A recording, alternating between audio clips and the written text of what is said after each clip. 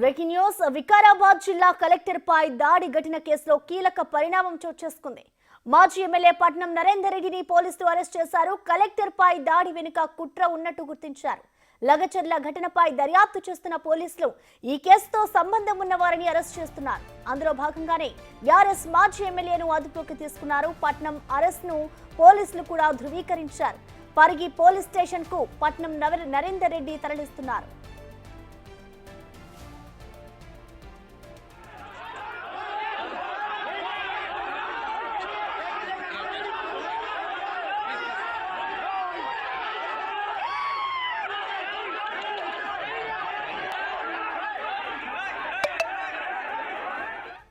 అలాగే ఈ ఘటనతో సంబంధం ఉన్న సురేష్ తో తాను మాట్లాడానని నిన్న పట్నం నరేందర్ రెడ్డి కూడా ఒప్పుకున్నారు.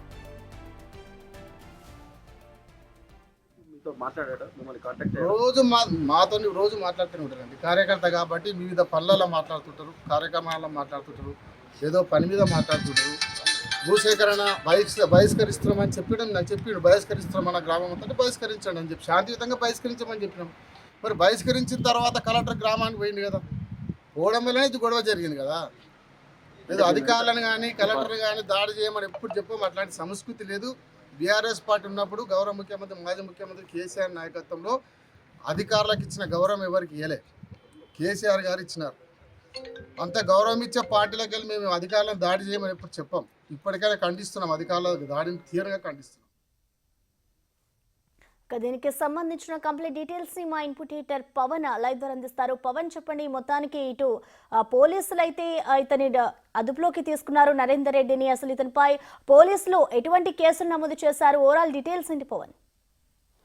లగ్జర్ల కుట్ర కేసులో కొడంగల్ మాజీ ఎమ్మెల్యే పట్నం నరేందర్ రెడ్డిని ఈరోజు తెల్లవారుజామున పరిగి పోలీసులు అదుపులోకి తీసుకున్నారు. నిన్న అటు లగ్జర్లలో జరిగిన ఘటనలో ప్రధాన నిందితుడు సురేష్గా గుర్తించారు. సురేషే అధికారులని మభ్యపెట్టి వాళ్లకు మాయమాటలు చెప్పి అక్కడికి లగ్జర్ల గ్రామానికి రప్పించడం, ఆ తర్వాత అక్కడున్న గ్రామస్తుల్లో కొంతమందిని రెచ్చగొట్టి అటు ఉద్యోగులపైన దాడికి ప్రయత్నించి ధ్వంసం చేసిన ఘటనలో అటు సురేష్ కీలక సూత్రధారిగా గుర్తించారు. అయితే సురేష్తో నిన్న ఘటన జరిగిన సమయంలో ఏదైతే కలెక్టర్ ప్రతీక్ జైన్ పైన మరో ఉద్యోగి పైన దాడికి పాల్పడిన సమయంలో దాదాపుగా 42 సార్లు అటు పట్నం నరేందర్ రెడ్డితో మాట్లాడారు. అదే సమయంలో పట్నం నరేందర్ రెడ్డి కేటీఆర్తో 4 సార్లు మధ్యలో మాట్లాడినట్లుగా పోలీసులు గుర్తించారు. ఇప్పటికే ఈ కేసుకు సంబంధించి 16 మందిని అరెస్ట్ చేశారు. ఇంకా అనేక మందిని అనుమానితులను అదుపులోకి తీసుకున్నారు.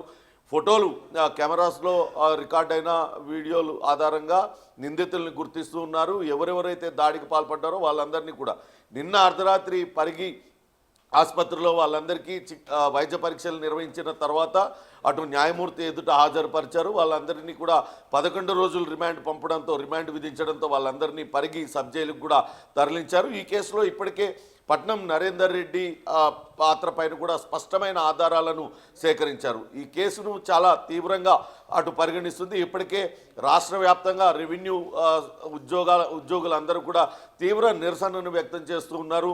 ఈ రకంగా భౌతిక దాడులకు పాల్పడుతూ ఎంతవరకు సమంజసం అంటూ వాళ్ళందరూ కూడా ప్రశ్నిస్తున్నారు. నిన్న ముఖ్యమంత్రి రేవంత్ రెడ్డి కూడా స్వయంగా దీనిపైన స్పందించారు. ఒకవేళ భూసేకరణకు వాళ్లకు ఇష్టం లేకపోతే దానిపైన వాళ్ళు నిరసన తెలిపే హక్కు ఉంటుంది, కానీ ఉద్యోగులపైన భౌతిక దాడులకు పాల్పడడం, వాళ్ళని ఈ రకంగా కుట్ర చేయడం అనేది సమంజసం కాదు.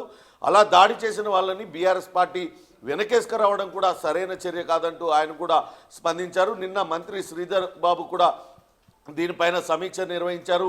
మల్టీజోన్ ఐజీ సత్యనారాయణతో పాటు ఎస్పీ నారాయణ రెడ్డి ఇతర అధికారులు పాల్గొన్నారు. అసలు ఘటన ఎలా చోటు చేసుకుంది, అక్కడ నిజంగానే ఇంటెలిజెన్స్ వైఫల్యం ఉందా లేకుంటే ఏం జరిగింది అనే దానిపైన సమీక్ష నిర్వహించారు. ఈ కేసులో ఎవరున్నా సరే ఉపేక్షించవద్దు, ఖచ్చితంగా కఠినంగా వ్యవహరించాలంటూ ఆదేశాలు జారీ చేయడంతో నిన్న అనుమానితులందరినీ కూడా అదుపులోకి తీసుకున్నారు. లగిచెర్ల రోటిబండ తండ ఆ పక్కన మరో గ్రామానికి సంబంధించిన అనేక మంది అనుమానితులను అదుపులోకి తీసుకున్నారు. దాడిలో ప్రత్యక్షంగా పాల్గొన్న 16 మందికి ఇప్పటికే రిమాండ్ విధించారు. దీని అంతటి వెనకాల పట్నం నరేందర్ రెడ్డి చాలా కీలక పాత్ర పోషించాడు.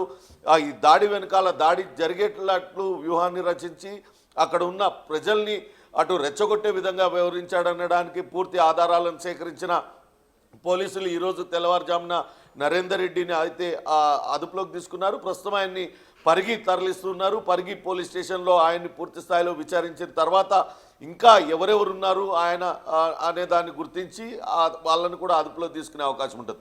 ఈరోజు నిన్న దాదాపుగా 50 నుంచి 60 మందిని దాకా అదుపులోకి తీసుకున్నారు. అందులో ప్రత్యక్షంగా పాల్గొన్న వాళ్ళందరినీ కూడా ఇప్పటికే రిమాండ్ చేశారు. ఈరోజు పట్నం నరేందర్ రెడ్డితో పాటు మరో 10 మందిని కూడా ఇప్పటికే అదుపులోకి తీసుకున్నారు. వాళ్ళందరి పాత్ర పైన కూడా స్పష్టమైన ఆధారాలు సేకరించిన నేపథ్యంలో వాళ్ళని కూడా పట్నం నరేందర్ రెడ్డితో పాటు అరెస్టు చూపించే అవకాశం అయితే ఉంటుంది. మొత్తంగా అటు మొన్న జరిగిన లగిచర్ల ఘటన పైన రాష్ట్రం అంతటా కూడా కావాలనే బీఆర్ఎస్ పార్టీ కుట్ర పన్ని ఈ రకంగా దాడులకు దిగుతుంది. తద్వారా ఒక అశాంతి నెలకొల్పే విధంగా అటు బీఆర్ఎస్ పార్టీ కుట్ర చేస్తుందనే దానికి పూర్తి ఆధారాలను అయితే పోలీసులు సేకరించారు. ఇటు కాంగ్రెస్ పార్టీ కూడా తీవ్ర స్థాయిలో విమర్శిస్తూ వస్తుంది. అటు ప్రజల్లో కాంగ్రెస్ పార్టీకి వస్తున్న ఆదరణను చూసి ఓర్వలేకనే ఇట్లా అటెన్షన్ డైవర్షన్ పాలిటిక్స్కి బీఆర్ఎస్ పార్టీ పాల్పడుతుందంటూ కూడా వాళ్ళు ఆరోపిస్తున్న పరిస్థితి అయితే ఉంది. ప్రస్తుతానికైతే పట్నం నరేందర్ రెడ్డిని పరిగి పోలీసులు అదుపులోకి తీసుకున్నారు. అటు బంజారాహిల్స్లో ఉన్న ఆయన నివాసం వద్ద ఉదయం ఆయన అదుపులోకి తీసుకొని పరిగికి తరలిస్తున్నారు. పరిగి పోలీస్ స్టేషన్కి తరలించిన తర్వాత ఆయనను పూర్తి స్థాయిలో విచారించిన తర్వాత ఆయనను న్యాయస్థానంలో హాజరుపరిచే అవకాశం అయితే కనపడుతుంది. పవన్, ఇటు చూసుకుంటే ఎప్పుడైతే కలెక్టర్ పై దాడి జరిగిందో ఈ కేసు వెనుక కుట్ర ఉందంటూ కూడా ఇటు కాంగ్రెస్ అయితే ఆరోపించింది. అంటే కాంగ్రెస్ ఆరోపించడానికి కారణాలు ఏమై ఉండొచ్చు అనుకోవచ్చు పవన్?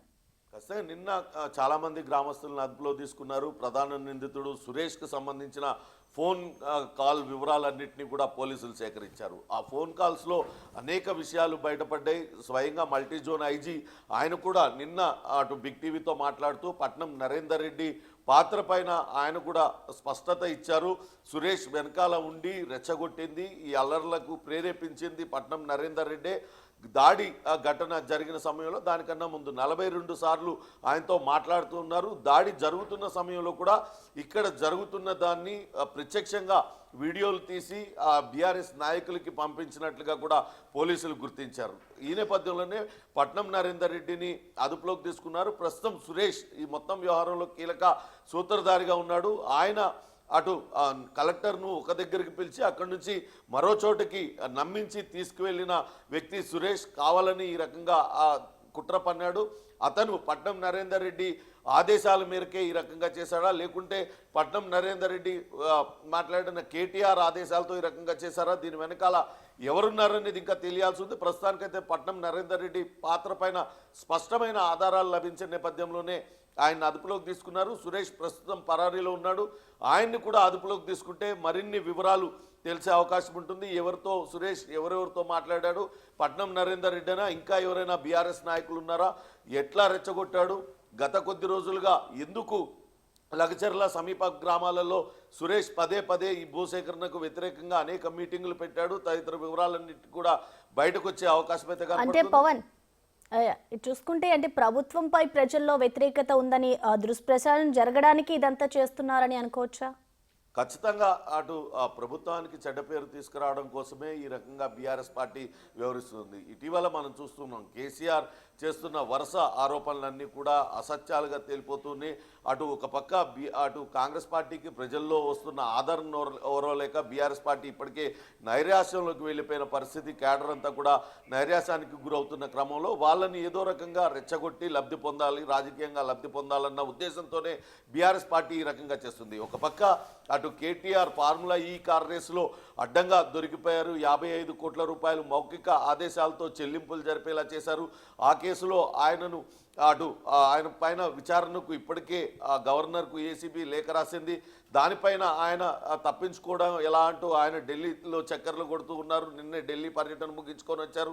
ఇలా రకరకాలుగా వాళ్ళు చేసిన గత 10 ఏళ్లలో చేసిన అవినీతి అక్రమాలకు సంబంధించి పూర్తి ఆధారాలతో వాళ్ళపైన ప్రశ్నల వర్షం కురిపిస్తున్నారు. మరోపక్క అనేక దర్యాప్తు సంస్థలు వాళ్ళపైన దర్యాప్తు చేస్తుంది, అందులో దొరికిపోతూ ఉన్నారు. కాబట్టి దాని నుంచి ప్రజల అటెన్షన్ని డైవర్ట్ చేయడానికి, వాళ్ళు చేసిన దోపిడీ కప్పిపుచ్చుకోవడానికి ఈ రకంగా ప్రజల్ని రెచ్చగొట్టి శాంతి భద్రతలకు భంగం కలిగించే విధంగా ఇటువంటి చర్యలకు పాల్పడుతున్నారంటూ కాంగ్రెస్ పార్టీ నేతలైతే ఆరోపిస్తూ ఉన్నారు. పవన్, మీరు ఒకసారి అలాగే హోల్డ్లో ఉండండి. అసలు ఐజీ ప్రభాకర్ ఏమన్నారో ఒకసారి చూద్దాం.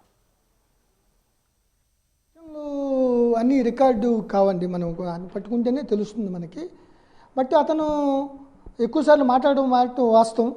అట్లాగే రీసెంట్గా బీఆర్ఎస్ పార్టీలో ఒక ఆయన హోదా ఇచ్చారని చెప్పబడుతుంది, యూత్ లీడర్గా, మండల యూత్ లీడర్గా. సో రైతులాగా అతను తలపాగా చుట్టుకుని తీసుకురావడం, అతను కలెక్టర్తో మాట్లాడటం, రైతులాగానే నమ్మారు అందరూ, కలెక్టర్ గారు నమ్మారు. సో మొత్తం పూర్తిగా దర్యాప్తు జరుగుతుంది.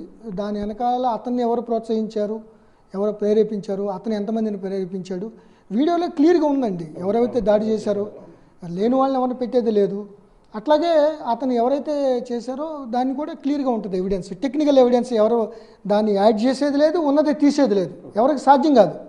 సో దాని ప్రకారం దర్యాప్తు చాలా ఖచ్చితంగా, చాలా నిక్కచ్చిగా, పర్ఫెక్ట్గా, సాంకేతిక పరంగా వీడియోగ్రఫీ ద్వారానే చేసి మేము అమాయకులను ఎవరిని ఇరికించాం, ఉన్న వాళ్ళని ఎవరిని వదిలిపెట్టాం. ప్రస్తుతానికి ఎంతమంది మీ అదుపులో ఉన్నారు? అసలు సురేష్ అనే వ్యక్తి ప్రస్తుతానికి అదుపులో ఉన్నాడా లేడా? ఏం జరుగుతుంది అసలు కేసు విషయాలు? సురేష్ అదుపులో లేడండి, అతని కోసం పట్టుకున్నాం, బట్ త్వరలో పట్టుకుంటాం. వాళ్ళ కోసం టీములు ఉన్నాయి. ఎక్కడికి వెళ్ళాడు అతను, వెళ్తే అతనికే ఇబ్బంది. సో ఫోకస్ అంతా అతని మీద ఉంటుంది. సో అతను తప్పు చేశాడు కాబట్టి definitely he has to be arrested. So అతని మీద యాక్షన్ తీసుకుంటాం. ఇప్పుడు వరకు 16 మంది రిమాండ్ చేసాం. ఎవరైతే మిగతా వాళ్ళు అనుమానితులు ఉన్నారో అక్కడ, కానీ వాళ్ళ బిహేవియర్ని బట్టి, వాళ్ళని బట్టి రైతులు వాళ్ళు ఏం జరుగుతుందో చూస్తున్నారు కాబట్టి వాళ్ళని పంపించేసాం. ప్రస్తుతానికి ఒకవేళ సురేష్ అదుపులో తీసుకున్న తర్వాత కొందరి పార్టీ నేతల పేర్లు కీలకంగా బయటకు వస్తే ఫర్దర్గా మీరు ఎలాంటి నోటీసులు ఏమైనా ఇస్తారా, లేకపోతే ఎలా ఉండబోతుంది ఈ విచారణ? మీరు ఊహాతీతాలకి ఏం జరుగుతుందో అనేది కాదండి అక్కడ. మాది ఇప్పుడు వరకు మా ఇన్వెస్టిగేషన్ ఏం వచ్చింది, దాని మీద మేము ఏమేమి యాక్షన్ తీసుకుంటున్నాం అనేది. సో ఉన్న ఎవిడెన్స్ని బట్టి, దర్యాప్తులో వచ్చిన అంశాల ప్రకారం చట్టపరంగా మేము ఎవరైతే దాని బాధ్యులో వాళ్ళపై యాక్షన్ తీసుకోవడం జరుగుతుంది. పవన్, ఇప్పుడే మనం ఐజీ సత్యనారాయణ బిగ్ టీవీతో మాట్లాడిన బయట చూసాము. ఆయన ఒకటే చెప్తున్నారు, ఎంతటి వారినైనా కూడా మేము ఈ కేసులో వదిలిపెట్టము, ఇటు సురేష్ కోసం కూడా ఆ ప్రత్యేక టీంని ఏర్పాటు చేస్తామంటూ కూడా చెప్తున్నారు. సో మీరేం చెప్తారు పవన్? ఇప్పటికే ప్రత్యేక బృందాలను అయితే ఏర్పాటు చేశారు. ఈ ఘటనలో ఎవరున్నా సరే వాళ్ళందరినీ కూడా ఖచ్చితంగా పట్టుకునేదానికి అన్ని ఆధారాలను సేకరించారు, సాంకేతిక పరమైన ఆధారాలను సేకరించారు. దాడి జరిగిన సమయంలో సెల్ ఫోన్ టవర్ల ఆధారంగా అక్కడ ఎవరెవరు ఉన్నారు వాళ్ళ నంబర్లు అన్నీ కూడా సేకరించారు, ఎక్కడ ఎవరితో సంభాషించారు, ఇవన్నీ కూడా ఆధారాలను ఇప్పటికే సేకరించారు. అదే విషయాన్ని ఐజీ సత్యనారాయణ ధృవీకరిస్తూ ఉన్నారు. అయితే నిన్న అటు దాడి జరిగిన సమయంలో, దాడి జరిగిన తర్వాత కూడా సురేష్ అనేక మార్లు అటు పట్నం నరేందర్ రెడ్డితో మాట్లాడినట్లుగా గుర్తించారు. పట్నం నరేందర్ రెడ్డి ఈ మొత్తం కుట్ర వెనకాల ఉంది, ఆయన ఇతర మరికొంతమందితో కలిసి సురేష్ను అటు ప్రేరేపించారు. సురేష్ మరికొంతమందిని, ఆయన గ్రామస్తుల్ని రెచ్చగొట్టాడు అనేదే పోలీసులు చేస్తున్న ఆరోపణ. దానికి సంబంధించిన ఆధారాలన్నింటినీ కూడా సేకరించిన నేపథ్యంలోనే ఇప్పుడు పట్నం నరేందర్ రెడ్డిని అదుపులోకి తీసుకున్నారు. ప్రస్తుతానికైతే సురేష్ ఇంకా పరారీలో ఉన్నట్టుగా పోలీసులు చెప్తున్నారు. ఆయన్ని పట్టుకోవడానికి ప్రత్యేక బృందాలు కూడా ఏర్పాటు చేశారు. ఇప్పటికే 16 మందిని గత రాత్రి అర్ధరాత్రి సమయంలో రిమాండ్ చేశారు. ఇంకా పోలీసుల అదుపులో మరికొంతమంది అనుమానితులు ఉన్నారు. అయితే కొంతమంది రైతులు ఆ క్షణంలో ఆవేశంలో అటు అందరూ దాడి చేస్తున్న క్రమంలో వాళ్ళు కూడా వాళ్ళెబ్బడి ఉన్నారు. అటువంటి వాళ్ళని మాత్రం ఇంకా మేము ఎక్కడ కూడా అదుపులోకి తీసుకోలేదు. అమాయకుల్ని, అక్కడ ఉన్న రైతుల్ని మాత్రం ఎట్టి పరిస్థితుల్లో అదుపులోకి తీసుకునేది లేదు. నిన్న ఎవరైతే కావాలని ఉద్దేశపూర్వకంగా ఆ కుట్ర పన్ని, ఆ గొడవ చేశారో వాళ్ళపైనే తమ ఫోకస్ అంతా పెట్టాము. దానికోసమే కొంతవరకు జాప్యం జరుగుతూ ఉంది గుర్తించడంలో. ఎవరెవరైతే భౌతిక దాడులకు పాల్పడ్డారో వాళ్ళని, అలానే రెచ్చగొట్టిన వీళ్ళని మాత్రమే అరెస్టు చేస్తామంటూ పోలీసులు కూడా చెప్పారు. ఇప్పుడైతే పట్నం నరేందర్ రెడ్డిని పరిగి తరలిస్తున్నారు. ఆయనను పరిగి తరలించిన తర్వాత పూర్తి స్థాయిలో విచారించి ఇంకా ఈ కేసులో ఎవరెవరున్నారు, దీని వెనకాల ఎవరు, కేటీఆర్తో ఎందుకు మాట్లాడాల్సి వచ్చింది, 42 సార్లు సురేష్తో మాట్లాడే క్రమంలోనే 4 సార్లు కేటీఆర్తో మాట్లాడారు. కేటీఆర్తో ఇక్కడ జరుగుతున్న విషయాలను చెప్పారా, కేటీఆర్ ఏమన్నా ఆదేశించారా, ఇవన్నీ కూడా పట్నం నరేందర్ రెడ్డి విచారణలో తేలుతాయి. విచారణలో తేలిన తర్వాతే ఇంకా ఈ కేసులో ఇంకా ఎవరెవరు ఉన్నారు పూర్తి వివరాలు బయటకు వచ్చే అవకాశం ఉంది. ప్రసన్న, పవన్, అలాగే చూసుకుంటే ఈ కేసులో ప్రెసెంట్ నరేందర్ రెడ్డిని మాత్రమే పోలీసు అరెస్ట్ చేశారు. ఇటు సురేష్ కోసం కూడా పోలీసులు గాలిస్తున్న పరిస్థితి నెలకొంది. మరి దీనికి సంబంధించి ఇటు బీఆర్ఎస్ నుంచి ఏమైనా స్పందన వచ్చిందా? బీఆర్ఎస్ నేతలు నిన్నటి నుంచి కూడా వాళ్ళు తప్పుని కప్పిపుచ్చుకునే ప్రయత్నం చేస్తున్నారు. రైతుల ముసుగులో కొంతమంది బీఆర్ఎస్ కార్యకర్తలు బీఆర్ఎస్ నేతలు దాడి చేస్తే దానికి రైతులను అరెస్ట్ చేస్తున్నారంటూ వాళ్ళు పెద్ద ఎత్తున ప్రచారం చేస్తున్నారు. మేము ఫార్మా కంపెనీకే వ్యతిరేకం, అసలు భూసేకరణ అడ్డుకుంటున్న రైతులపైన ఈ రకంగా దాడులకు పాల్పడతాం సరికాదంటూ చెప్తున్నారు. కానీ వాస్తవానికి గత ప్రభుత్వ హయాంలో ఫార్మాసిటీ పేరుతో వేల ఎకరాలను సేకరించింది బీఆర్ఎస్ పార్టీ కాదా?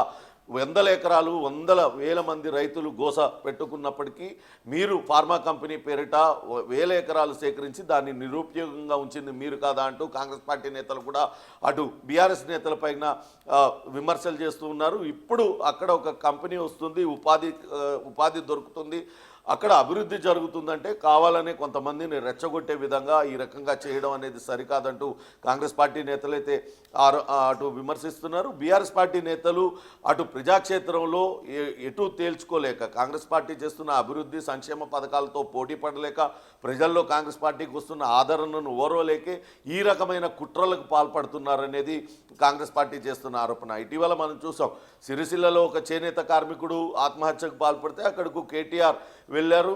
ఆ కుటుంబాన్ని పరామర్శించి కాంగ్రెస్ పార్టీ పైన విమర్శలు చేయబోతున్న క్రమంలో ఆ కుటుంబ సభ్యులే చెప్పారు, ఆ పిల్లలకి కాంగ్రెస్ పార్టీ నేతలే చదువయ్యేదాకా తామే ఫీజులు కడతామని చెప్పారు. ఆ కుటుంబాన్ని ఆదుకోవడానికి 5 లక్షల రూపాయల ఎక్స్గ్రేషియా కూడా ఇచ్చారంటూ చెప్పారు. దాంతో అవాక్ అవ్వడం అటు కేటీఆర్ వంతైంది. అంతేకాకుండా అక్కడ నేతన్నలు కూడా నిలదీశారు, మీ ప్రభుత్వ హయాంలోనే మాకు 2,000 కోట్లకు పైగా బకాయిలు నిలిచిపోయిన మాట వాస్తవం కాదా అంటూ కూడా వాళ్ళు కూడా నిలదీశారు. ఇటువంటివన్నీ జరుగుతున్న క్రమంలోనే వీటి నుంచి ప్రజల దృష్టి మరల్చడానికే నిన్న అటు రెవెన్యూ ఉద్యోగులపైన కలెక్టర్ పైన భౌతిక దాడులకు పాల్పడటం, సీఎం సొంత నియోజకవర్గంలోనే విపరీతమైన ప్రజాగ్రహం వెలుగొక్కుతున్నారు అనే ఒక సందేశాన్ని, ఒక దుష్ప్రచారాన్ని రాష్ట్ర వ్యాప్తంగా తీసుకెళ్లడం ఎజెండాగా ఈ కుట్రకు పాల్పడినట్లుగా పోలీసులు అయితే గుర్తించారు. అటు కాంగ్రెస్ పార్టీ నేతలు కూడా దీన్ని చాలా తీవ్రంగా పరిగణిస్తున్నారు. కావాలనే బీఆర్ఎస్ పార్టీ అటు ప్రభుత్వం పైన బురద జల్లడానికే ఈ రకమైన అసత్య ప్రచారాలు చేసి ప్రజలలో గందరగోళాన్ని సృష్టించి ప్రజల్ని రెచ్చగొట్టి వాళ్ళని బలిపశువులు చేస్తుంది, వాళ్ళని బలిపశువులు చేసి రాజకీయ పబ్బం గడుపుకోవాలని చూస్తుంది. కాబట్టి ఎట్టి పరిస్థితుల్లో ఉపేక్షించేది లేదంటూ కాంగ్రెస్ పార్టీ నేతలు కూడా తీవ్ర స్థాయిలో హెచ్చరిస్తూ ఉన్నారు. దీనిలో క్షుణ్ణంగా దర్యాప్తు జరిపి ఎంతటి వారున్నా కానీ వాళ్ళని విడిచిపెట్టొద్దు, ఇటువంటి ఘటనలు పునరావృతం కాకుండా చూడాలంటూ కాంగ్రెస్ పార్టీ నేతలు కూడా కోరారు. ఇప్పటికే అటు డీజీపీ జితేందర్ చాలా ప్రతిష్టాత్మకంగా ఈ కేసుని తీసుకున్నారు. నిన్న అటు ఉన్నతాధికారులతో ఎస్పీ ఇతర జోన్ ఐజీ సత్యనారాయణతో కూడా ఆయన భేటీ అయ్యారు. ఎందుకు జరిగింది, ఎలా జరిగింది, దీనిపైన ఏ రకంగా వ్యూహాత్మకంగా ముందుకు వెళ్ళాలి పూర్తి స్థాయిలో అటు వాళ్ళకి వివరించారు. ఈ నేపథ్యంలోనే పోలీసులు కూడా అక్కడ భారీ బందోబస్తు ఏర్పాటు చేశారు. ఎక్కడా కూడా నిన్న భౌతిక దాడులకు పాల్పడి అల్లర్లకు పాల్పడిన వాళ్ళని తప్పించి అమాయకులను ఎవరిని కూడా అదుపులోకి తీసుకోవద్దంటూ ఇప్పటికే సీఎం రేవంత్ రెడ్డి కూడా ఆదేశించిన నేపథ్యంలో ఖచ్చితంగా పూర్తి ఆధారాలు లభ్యమైన తర్వాతే వాళ్ళని అనుమానితులందరినీ కూడా అదుపులోకి తీసుకొని వాళ్ళని న్యాయస్థానాల ముందు హాజరుపరుస్తున్నారు. Prasanna. Okay, thank you Pawan.